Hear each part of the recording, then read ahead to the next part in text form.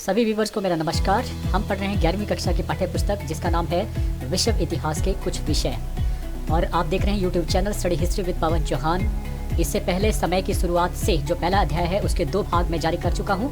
आशा है आपने पसंद किया होगा और लाइक भी किया होगा। तो आज भाग 3 में हम जिन विषयों के बारे में पढ़ेंगे वो रहेगा प्रारंभिक समाज क्या था, वो किन चीज़ों को मिलाकर जो है वो समाज की दशा बनती है उसके बारे में जांच करेंगे।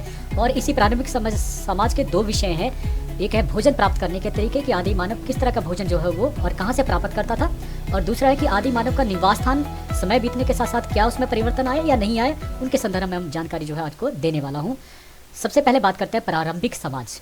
प्रारंभिक समाज किस प्रकार था, इस संबंध में हमें बहुमूल्य जानकारी जो है आदि मानव के कौन कौन सी चीज़ें याद रखना है। भोजन प्राप्त करने के जो तरीके वहाँ से पता चलता है, निवास के स्थान कौन कौन से वहाँ से पता चलता है, औजार का निर्माण कैसा हुआ, कैसे औजार हुआ करते थे, भाषा तथा कला उनकी क्या थी, उस क्षेत्र में जितना भी विकास है वो सारा जो है कुल मिलाकर क्या बनता है, प्रारंभिक समाज की दशा बनती है। तो सबसे पहले प्रारंभ करते हैं, वो है आदि मानव भोजन प्राप्त करने के तरीके। पहले जो तरीके हैं वो ज़्यादा इंपॉर्टेंट है जानने के लिए, क्योंकि वो आपको थोड़ा सा समझने के लिए ज़रूरी है। सबसे पहला आता है संग्रहण। देखिए शब्द से ही अनुमान या पता लग जाता है। संग्रहण का मतलब है इकट्ठा करना, किन्हीं चीज़ों को इकट्ठा करना। बात क्या करें भोजन की, तो कौन सी चीज़ें थी जिनको जो संग्रहण किया जाता था और क्यों किया जाता। सबसे इंपॉर्टेंट आता है कि क्यों किया जाता, संग्रहण क्यों किया जाता। तो उसके पीछे कारण क्या था कि आदि में अभी तक जो आदि मानव था उसने अभी तक कृषि करना नहीं सीखा था, उससे वो अपरिचित थे। इस कारण अब पेट पालने के लिए उनको क्या जरूरत थी, वो था चीज़ें जो है एकत्रित करना। जैसे कि जो स्त्रियां होती थी या जो बच्चे होते थे उनका अधिकतर कार्य क्या होता था कि वो संग्रहण करती थी किन किन चीज़ों का। एक तो पेड़ पौधों से मिलने वाले जो खाद्य पदार्थ जैसे बीज, गुठलियाँ, फल और कंदमूल, इन चीज़ों को इकट्ठा किया जाता था रोज़मर्रा की ज़िंदगी में रोज़ खाने के लिए। या फिर जो क्योंकि जो पुरुष होते वो अधिकतर क्या करते थे, शिकार करते थे, तो इस प्रकार से ये कार्य किसका रहता था, मुख्यतः स्त्रियों और बच्चों का रहता था। तो मतलब इन चीज़ों को इकट्ठा करना, फल, गुठलियाँ, बीज आदि कंदमूल को इकट्ठा करना, इस इकट्ठे करने की क्रिया को ही कहा जाता था संग्रहण, जो कौन करती थी, स्त्रियाँ और बच्चे करती थी। दूसरा जो आता है अपमार्जन, स्क्वेंजिंग। देखिए जो अपमार्जन का जो कार्य था वो पुरुष किया करते थे। और क्या होता था कि जब कभी भी कोई चीज़ जो है, कोई जानवर जो है वो मारा जाता था किसी भयंकर जो जानवर, हिंसक जानवर के द्वारा, या फिर अपने आप मर जाता था, तो उनकी जो लाश होती थी वहाँ से मांस प्राप्त करना, मीट प्राप्त करना और मज्जा, जिसे मैरो कहा जाता है, हड्डियों के अंदर का जो हिस्सा, नरम हिस्सा होता है, मुलायम हिस्सा, उसे मैरो कहा जाता है। तो इसको प्राप्त करना जो है वो क्या कहलाता था, अपमार्जन कहलाता था। तो ये कार्य कौन करता था, आदमी के द्वारा, पुरुष के द्वारा ये कार्य होता था। और इसके अतिरिक्त वो छोटे छोटे पक्षियों को मारता था, अंडों को जो है, अंडों से जो है अपना भोजन प्राप्त करता, सरीसृप, चूहे और अनेक प्रकार के जो कीड़े मकोड़े थे उनसे ही अपना जीवन जो है या खाना जो है वो उससे प्राप्त करता था, और इसे कहा जाता था अपमार्जन। याद रखना, अपमार्जन किस व्यवस्था को कहा जाता है, जैसे मरे हुए या फिर मारे हुए जो जानवर थे उनसे मांस या मजा प्राप्त करना, उसे अपमार्जन कहा जाता था। फिर तीसरा जो भोजन प्राप्त करने का जो तरीका था वो था शिकार करना, हंटिंग करना।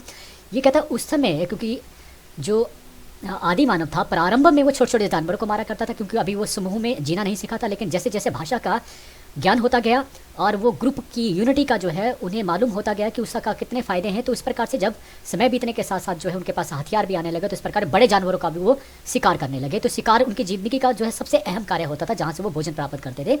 ये कहते हैं जब समूह में जाते थे तो वो जंगली घोड़ों का जो बड़े होते थे, भैंसे जिन्हें बाइसन कहा जाता था उसमें, या गेंडे होते थे, रीछ होते थे, और उस समय का सबसे विशाल का जो जानवर हुआ करता, जैसे आजकल जो है वो हाथी होता था, हाथी की ही स्पीसीज हुआ करती थी जिन्हें मैमथ कहा जाता था, मैमथ।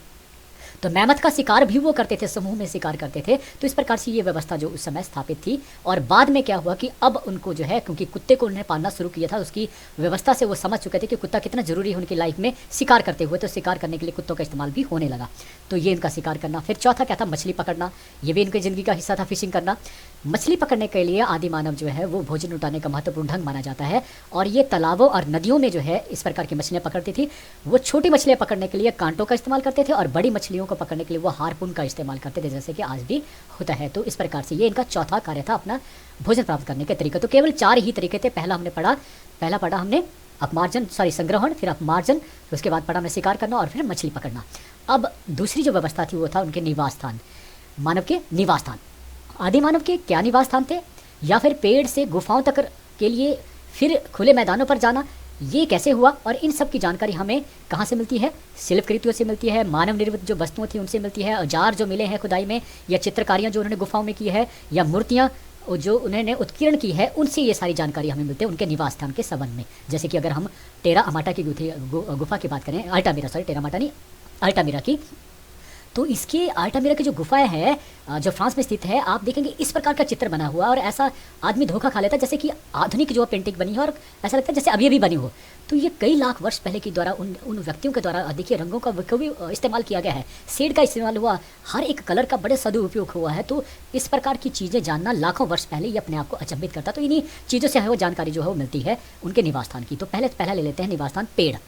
पेड़ जो है अप टू जब तक जो है पहले प्राइमेट आए, फिर होमिनॉइड आए, तो होमिनॉइड तक जो है वो जो आदमी था वो उनको पेड़ ही उनका निवास स्थान जो है था। तो इसका कारण क्या था कि पेड़ पर वो अपना भोजन सुगमता से प्राप्त करते थे, क्योंकि पेड़ पर क्या होते थे, फल होते, कंदमूल और पक्षियों के अंडे होते थे, यहाँ से वो अपना पेट जो है वो पाल लेते थे। तो इस प्रकार से इसके कारण जो उनका पेड़ सबसे पहला जो बना। इसके अलावा क्या होता था कि पेड़ पर वो जो बड़े जानवर जो नीचे होते थे, जैसे कि लॉइन्स होता था, दूसरे और बड़े जानवर होते थे, उनसे बचाव का भी जो है वो पेड़ जो है अच्छा माध्यम था। लेकिन पेड़ पर भी जो है खतरे बहुत ज़्यादा थे, जैसे कि बहुत कुछ एक जानवर जैसे तेंदुओं की बात करें या फिर जो है सांप की बात करें या रीछ की बात करें, ये सारे पेड़ पर चढ़ जाते, तो उनसे बचने का माध्यम जो है वो पेड़ नहीं हुआ करते थे। इसके अलावा उनको सुरक्षा कब जरूरत थी कि जब भयंकर तूफान आता था पेड़ हिलते थे, या फिर जो है शीत ऋतु जब होती थी तो पेड़ इनका बचाव नहीं कर पाते थे, तो पेड़ से परेशानियां भी थी इनके जीवन में। तो इनसे बचने के लिए अब उन्होंने जो दूसरा जो माध्यम अपनाया वो था गुफाएं। और गुफाओं को कब बनाया और अपना घर, लगभग आज से 4 लाख वर्ष पूर्व। ये लगभग ही है सारे टोटल जितने भी जो है, क्योंकि इनके बारे में कोई किताबें तो मिली नहीं है। तो ये जो सारी व्यवस्थाएं हैं, ये एक व्यवस्था के तहत जो है जो तरीका है कार्बन 14 या कोई दूसरी विधि उसके द्वारा जो है अनुमानित है चीज़ों को देखकर ही। तो 4 लाख वर्ष पूर्व का जो समय माना जाता है कि गुफाओं में वो रहने लगे। किस वजह से, जो 3 परेशानियां मैंने दी थी आपको, उस वजह से कि अत्यधिक सर्दी होती थी, जानवरों से खतरा होता था, इन सभी के कारण जो है अब उन्होंने गुफाओं को अपना बचाव बना भी हुआ और उनको अपना जो रहन बसेरा भी बनाया। इसके साक्ष्य हमें कहाँ मिलते हैं, दक्षिणी अफ्रीका में। दक्षिण अफ्रीका कहाँ पड़ना, अफ्रीका महाद्वीप की ही जो है सबसे दक्षिण में जो छोर में जो है वो कंट्री पड़ती है। तो यहाँ पे एक लेजरट गुफा है, याद रखना लेजरट गुफा का एक उदाहरण जो है वो दिया गया है। ये जरूर लिखना है आपने, जब भी क्वेश्चन आता है गुफाओं की तो लेजरट गुफा का नाम देंगे तो 100% आपके नंबर कहीं नहीं जाते। 2-3 नंबर जितने का नंबर का क्वेश्चन है वो उसके नंबर आ जाएंगे। इसका आकार जो है वो है 12x4, जो आज का बड़ा हॉल बनाया जाता है इस प्रकार का जो है ये इसका साइज हुआ करता था या साइज था। इस गुफा के अंदर हमें 2 चूल्हे जो है मिले हैं, जो चूल्हे जिसके ऊपर आग जलाकर जो खाना बनाते होंगे। तो अनेक प्रकार के फल, सब्जियां, बीज या कास्ट फल इनके, और इसके अलावा अंडे और मछलियों के जो है जो अवशेष हैं, जैसे ट्राउट है, पर्च और कार्प मछलियां थी, उनके साक्ष्य भी मिले हैं। तो इस प्रकार से गुफाओं को उन्होंने जो आज से 4 लाख वर्ष पूरा अपना जो है वो निवास स्थान बनाया। फिर आता है उसके बाद झोंपड़ियाँ। देखिए 1,25,000 वर्ष पूर्व उन्होंने अपने झोंपड़ियों का निर्माण करना आरंभ कर दिया था। पीछे कारण क्या था कि उन्होंने कृषि करना आरंभ कर दिया था। अब कृषि कहाँ होती थी, जो फर्टाइल लैंड होती थी, और वो कहाँ होती थी, नदी घाटी में जो है वो फर्टाइल लैंड होती थी। तो इस प्रकार से जंगल से थोड़ा दूर हट के जो है ये जगह रहती थी, इसलिए कृषि को बचाने के लिए जो उन्होंने खेती करी है उसको बचाने के लिए अब वहीं पर ही उन्होंने अपना निवास स्थान बनाया। और निवास स्थान क्या था, सबसे पहले झोंपड़ियाँ उन्होंने स्थापित करी। और झोंपड़े किस प्रकार के, इसका साक्ष्य भी मिला है कहाँ पे, दक्षिणी फ्रांस में। याद रखना दक्षिणी फ्रांस में स्थित टेरा अमाटा नामक एक झोंपड़ी मिली है। टेरा अमाटा नामक एक झोंपड़ी मिली है, इसको लिखना बहुत ज़रूरी है। डेट्स आती हैं, कोई नाम आते हैं, अगर उनको आप एंटर करते हैं तो उससे आपके नंबर जो है वो फिर आपके कहीं नहीं जाते हैं। तो ये बहुत प्रसिद्ध है। इस झोंपड़ी को कैसे बनाया था, घास फूस की झोंपड़ी थी और लकड़ी का इस्तेमाल हुआ था, और लकड़ियों को सहारा देने के लिए बड़े पत्थरों का इस्तेमाल जो है वो किया गया था। तो इस प्रकार से जो टेरा अमाटा जो गुफा है का फ्रांस में स्थित है, ये इसका उदाहरण है। और कब इन्होंने बनाया, 1,25,000 वर्ष पूर्व, 1,25,000 वर्ष पूर्व इन्होंने झोंपड़ियों को अपना निवास स्थान बनाया। उसके पश्चात निवास स्थान बदलते चले गए और आज जो स्थिति इस तरह की है। तो चौथा जो है अग्नि का यहाँ पर हम जरूर करेंगे, क्योंकि कई बार ये पूछा जाता है क्योंकि अग्नि ने उनके जीवन में क्या परिवर्तन लाए। इन अग्नि के आविष्कार ने उनके जीवन में बहुत सारे क्रांतिकारी परिवर्तन आए। बहुत सारी जो समस्या थी वो अग्नि ही उनका हल थी। जैसे कि शीत से, अत्यधिक शीत उस समय हुआ करती थी, उससे बचाव, ये जानवरों से भी जो बचाव होने लगा, क्योंकि जानवरों से आग से जानवर डरते थे, तो इससे ये भी इनका जो है फ़ायदा हुआ। और जो भोजन था उसको पका के जो है वो खाने लगे। इसके जो साक्ष्य हैं वो हमें मिले हैं केन्या से। ये अफ्रीका महाद्वीप का देश है। केन्या के जो जगह है जिनका नाम है चेसोवांजा, और दूसरी जगह का नाम दक्षिणी अफ्रीका जो देश है उसकी जगह का नाम है स्वाटक्रास, जो से प्राप्त हुए हैं। और यहाँ से पत्थर के औजारों के साथ साथ आग में पकाई गई जो चिकनी मिट्टी उसके अवशेष मिले हैं, और जली हुई हड्डियों के अंश मिले, जिससे पता लगा सकते हैं कि जो अग्नि का जो प्रचलन था लगभग 14 लाख वर्ष पूर्व संभवतः उन्हें मालूम था। तो इस प्रकार से आज के लिए इतना ही काफ़ी है। जैसे मैं हमेशा जो अपने देश से संबंधित 2 लाइन्स अवश्य लाता हूँ, वो ज़रूरी है। ना पूछो ज़माने को क्या हमारी कहानी है, ना पूछो ज़माने को क्या हमारी कहानी है, हमारी पहचान तो सिर्फ ये है कि हम सिर्फ हिंदुस्तानी है, कि हम सिर्फ हिंदुस्तानी हैं। कितनी अच्छी कल्पना है। मैं कहता हूँ अगर ये हिंदुस्तानी की कल्पना साकार हो जाए तो मैं कहता हूँ इस धरती के ऊपर हिंदुस्तान ऐसा होगा जैसे हम स्वर्ग की कल्पना करते हैं। कोई किसी के साथ कोई बैर नहीं होगा, कोई झगड़ा नहीं होगा, कोई लड़ाई फसाद नहीं होगा, सभी के सुख दुख में सभी साथ मिलकर रहें। कितना अच्छा लगेगा, क्योंकि इसी व्यवस्था को लेकर हमें भगवान ने इस धरती के ऊपर जो भेजा है, इतनी सुंदर धरती के ऊपर इतना सुंदर कार्य हो जाए तो कितना मज़ा आ जाए, जो स्वर्ग है धरती के ऊपर उतर जाए। तो इसी कल्पना के साथ मैं आज अपनी वाणी को विराम देता हूँ। आपने मुझे सुना, उसके लिए बहुत बहुत धन्यवाद। आपका बहुत बहुत धन्यवाद। Thank you.